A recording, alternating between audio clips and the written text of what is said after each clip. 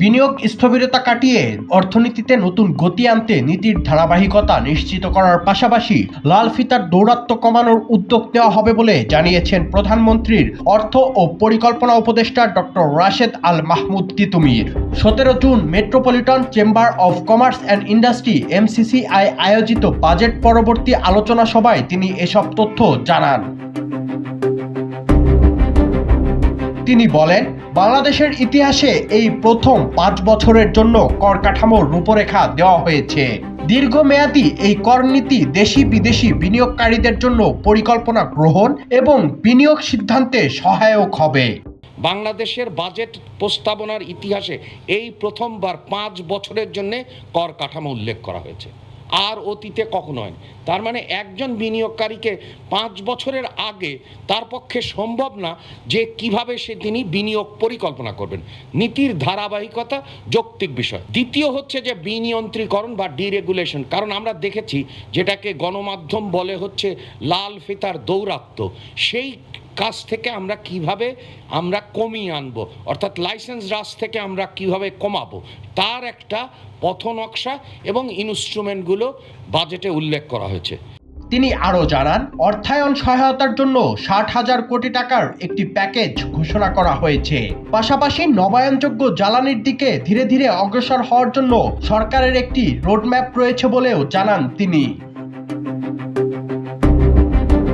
তবে প্রস্তাবিত বাজেট সময় উপযোগী হলেও বাস্তবায়ন কঠিন হবে বলে মনে করছে MCCI।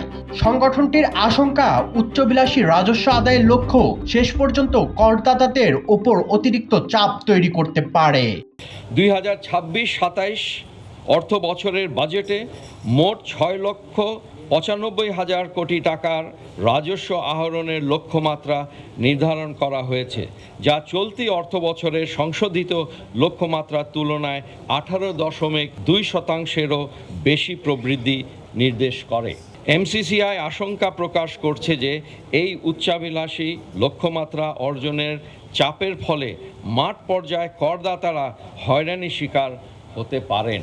আলোচনা সভায় পলিসি রিসার্চ ইনস্টিটিউট PRI এর পরিচালক ডক্টর আহমাদ আহসান বাজেটের আয় ও অর্থায়নের লক্ষ্যমাত্রা অর্জন নিয়ে সংশয় ব্যক্ত করেন। বাজেট বাস্তবায়নে সরকারকে সতর্ক থাকার পরামর্শও দেন তিনি। এনার্জি, পাওয়ার, ব্যাংকিং, এই 3টা মহা গুরুত্বপূর্ণ সেক্টর, এগুলো যদি আমরা না সামলাতে পারি অর্থনীতি থুবড়ে পড়ে যাবে। এক কথায় আমরা যতই প্রণোদনা দিই না কেন, যদি এনার্জি সেক্টর যদি আমরা এনার্জি না দিতে পারি তাহলে পরে কোনো আমাদের প্রবৃদ্ধি হবে না, অর্থনৈতিক কর্মকাণ্ড হতে পারবে না। সিমিলারলি ব্যাংকিং সেক্টরে যদি বড় সংকট হয়ে যায় অর্থনীতি পুরো আটকে যাবে, স্থবির হয়ে যাবে। আপনারা এই ক্ষেত্রে কিন্তু বাজেটের মধ্যে যথেষ্ট পরিমাণে পরিকল্পনা নেই। বিনিয়োগ বান্ধব পরিবেশ তৈরির কথা বলছে সরকার। দীর্ঘমেয়াদী কর নীতি, অর্থায়ন সহায়তা ও লাল ফিতার দৌরাত্ম্য কমানোর প্রতিশ্রুতি বাস্তবে কতটা কার্যকর হয় সেটি এখন দেখার বিষয়। Sadman Shaon, the financial express.